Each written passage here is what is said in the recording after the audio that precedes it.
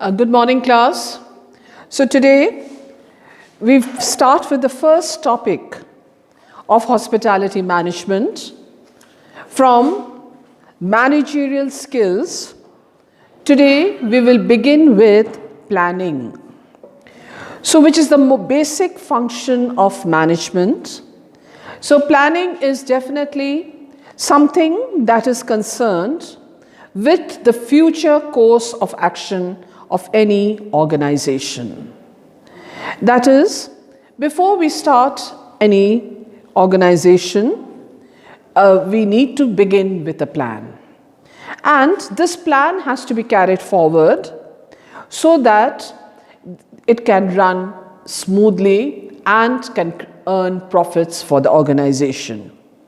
So it is planning, what we find is a process which will tell us what to do, how to do, when to do, and where to do.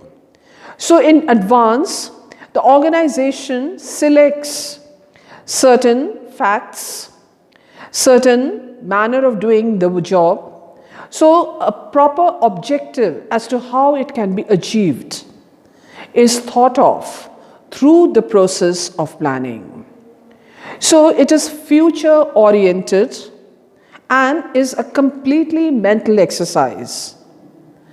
Calculations are done, alternative choices are chosen, on the basis of which an organization is going to perform its work, and it is directed towards efficiently running it. So the process of planning generally begins with collecting information from the past, present and future forecast, defining objectives, discovering alternative courses of action, because there are always limited resources. And when resources are limited, we have to think of the best possible manner in which it can be used. For example, you may be having land with you. So a limited quantity of land. So you have to decide whether it's profitable to start a factory which makes scooters or to make cars. And because you may not be having land to make both a scooter factory and a car factory. So for this very reason, we find that a choice has to be made. In the same manner, countries have to choose whether they will produce goods by using machines or use labor. Now, underdeveloped countries like India definitely will choose labor because we have got a huge workforce, a huge population, which is capable of working hard. While on the other hand, the developed countries of the world will choose capital or machines because that is more profitable for them as they have shortage of labor. So in this manner, a planning process is done as to choose the best alternative course. And it is the basis of all function. It is a continuous process that takes place at all levels and helps to increase the efficiency. But at the same time, we have to remember that the plans that we have chosen to be carried in the manner the work is to be carried on in future should not be rigid. Plans need to be flexible. That is, changes should happen. So a good plan involves the correct objectives, policies, strategies, procedure, budget, etc.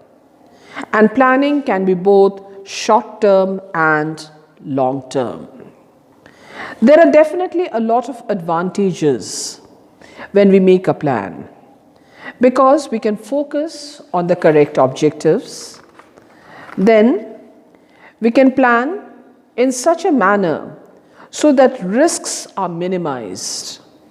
Uncertainty and risk is minimized because we don't want to land up in losses, No organization would like to land up in losses. Hence, uncertainty and risk has to be minimized. It helps to improve efficiency among the workers, the process of planning as to how the work has to be carried on, so that there is no confusion and chaos. Each one can be delegated the work they are good at. It encourages innovations, that is to come out with new ideas, creativity as to how to make changes in every sphere so that the organization can move forward. It facilitates cooperation, teamwork, and is the basis of control. So planning, as we know, is a future provision for any organization. But at the same time, there are certain limitations. Why? Because accurate information may not be there. Planning could be time consuming. A long time may be lost in the planning process. After that, when it comes during execution, we find that it is not possible to carry out the plans. So sometimes lack of information and this time consuming process may not be a correct decision. It works out expensive because people have to be involved to make the planning process, so it is an unnecessary expenditure at times. Then it stifles many creativity. A wrong decision in the plan may stop the creativity. It forms a psychological barrier on unwillingness of people to change. They like to follow certain plans and do not like to make changes. Government policies, technology, labor unions, natural calamities are also problems for carrying out a plan in a correct or solid manner. So, though we have these problems, we still think planning is a must before we start any job, because it will help us to achieve our objectives. It will help us to understand what are we looking for in future. It's a mental exercise. It involves choice, that is how to choose the best alternative course of action. And all decisions and functions in an organization is mainly based on the planning process. But we have to remember something.